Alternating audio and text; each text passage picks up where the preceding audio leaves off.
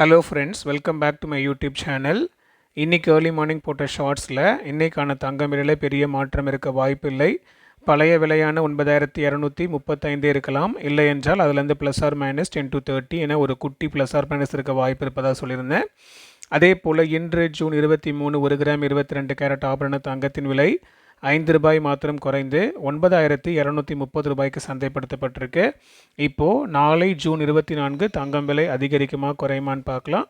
அதுக்கு முன்னாடி என்னுடைய சேனலுக்கு நீங்கள் இப்போ தான் வந்திருக்கீங்க, ஃபஸ்ட் டைம் வந்திருக்கீங்க அப்படின்னா மறக்காமல் சப்ஸ்கிரைப் பண்ணி பெல் ஐக்கன் ப்ரெஸ் பண்ணி வச்சுக்கோங்க.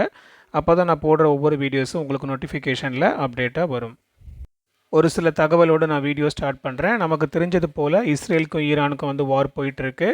ஒருத்தர் தாக்கிக்கிட்டு இருக்காங்க. ஆக்சுவலாக நான் ஒரு சில நாட்களுக்கு முன்பதாக நான் ஒரு இன்ஃபர்மேஷன் மாதிரி நான் உங்களுக்கு கொடுத்துருந்தேன். என்னை ரொம்ப நாளாக ஃபாலோ பண்ணுற சப்ஸ்கிரைபர்ஸ்க்கு அது தெரியும். தொடர்ந்து வீடியோஸ் பார்க்குற சப்ஸ்கிரைபர்ஸ்க்கு நீங்கள் நோட் பண்ணியிருப்பீங்கன்னு நினைக்கிறேன். அப்போ நான் என்ன சொல்லியிருந்தேன் அப்படின்னா, இந்த இஸ்ரேலுக்கும் ஈரானுக்கும் தனிப்பட்ட வார் மாதிரி தான் தெரியும் வெளியே பார்க்குறதுக்கு.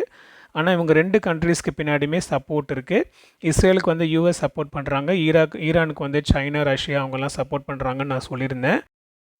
அதோடு கூட இந்த 2 கண்ட்ரீஸ்க்கான வாரு பின்னாடி இருக்கிற அவங்களுடைய கண்ட்ரி சப்போர்ட் பண்ணுற கண்ட்ரி டைரெக்டாக இறங்குவதற்கான வாய்ப்புகள் இருக்குது. அப்படி அவங்க இறங்கும்போது வார் இன்னும் கொஞ்சம் உக்கிரமாகும்னு சொல்லியிருந்தேன். ஸோ நான் சொன்ன அதே மாதிரி பார்த்தீங்க அப்படின்னா, இஸ்ரேலுக்கு பின்னாடி சப்போர்ட்டாக இருந்த அமெரிக்கா ஈரான் மேலே தாக்குதல் நடத்தியிருக்காங்க.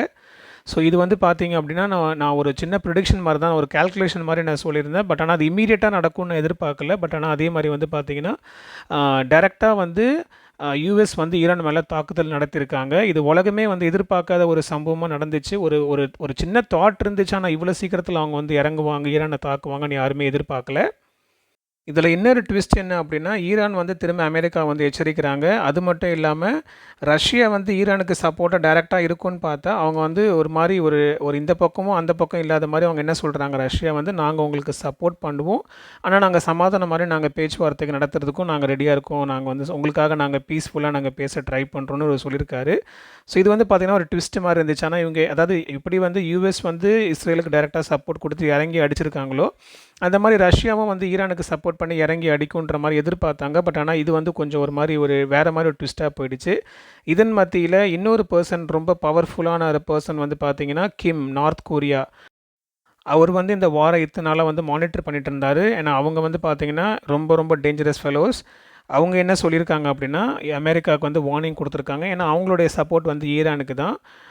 ஸோ எப்படி இப்போ யூஎஸ் இறங்கிச்சோ அந்த மாதிரி நார்த் கொரியாவும் இறங்கிடுச்சு அப்படின்னா வேர்ல்டு வார் 3 ஸ்டார்ட் ஆகிறதுக்கான வாய்ப்புகள் 50% மேலே அது சாத்தியமானதாக தான் அர்த்தம்.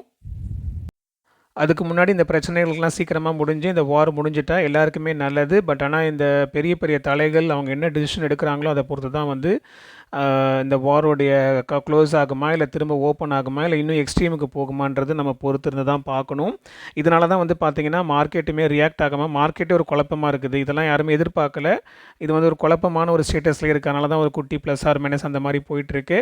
ஸோ பொறுத்து இருந்து தான் பார்க்கணும். இந்த பவர்ஃபுல் பீப்புள் அவங்க என்னென்ன சொல்கிறாங்க, அவங்க பேசுகிற டிசிஷன் பொறுத்து தான் மார்க்கெட் டிசைட் ஆகும். இன்னொரு முக்கியமான தகவல், இந்த கோல்ட் ரேட் ப்ரிடிக்ஷனுக்காகவே நான் தனியாக ஒரு இன்ஸ்டாகிராம் அக்கௌண்ட் ஓப்பன் பண்ணி வச்சுருக்கேன். இப்போ தான் ரீசெண்டாக ஓப்பன் பண்ணேன். ஸோ நீங்கள் டேரெக்டாகவே நான் இன்ஸ்டாகிராமில் நீங்கள் ஃபாலோ பண்ணிக்கலாம். அதில் வெறுமையாக டே பை டேக்கான கோல்ட் ரேட் ப்ரிடிக்ஷன்ஸ் மட்டும் வரும். ஸோ நீங்கள் அதை ஃபாலோ பண்ணிக்கோங்க. அண்ட் ஸோ இப்போதைக்குள்ள ஸ்டேட்டஸ் படி பார்த்தீங்கன்னா, நாளைக்கு நம்மளுடைய கோல்டு ரேட்டில் ஒரு குட்டி அப் இருக்கிறதுக்கான வாய்ப்புகள் இருக்குது. ஒரு கிராமுக்கு ₹20 முதல் ₹50 வரை ஏறுவதற்கான வாய்ப்புகள் இருக்குது. அதாவது நாளை ஜூன் 24 இன்றைக்கான தங்கம் விலையிலேருந்து ஒரு ₹20 முதல் ₹50 வரை அதிகரிப்பதற்கான வாய்ப்புகள் இருக்குது.